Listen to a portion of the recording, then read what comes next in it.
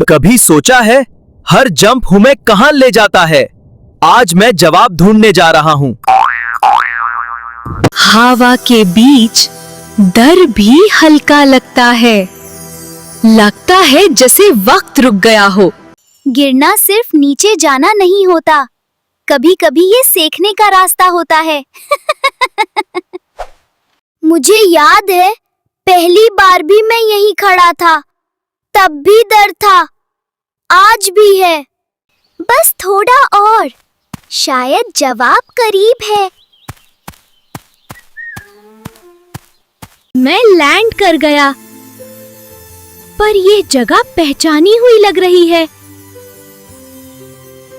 रुको, ये तो वही जगह है।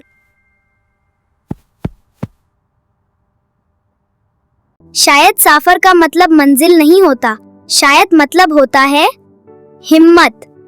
Always remember that courage is। अगर मैं फिर जंप करूं, शायद फिर से सीख लूं।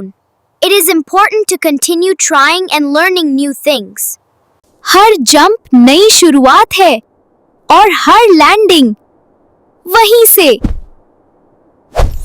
अगर आपको हमारी फनी एंटरटेनमेंट इस्लामिक कार्टून्स और स्टोरीज पसंद आती हैं, तो फ्लम्बो टीवी यूट्यूब चैनल को सब्सक्राइब करना बिल्कुल मत भूलिए।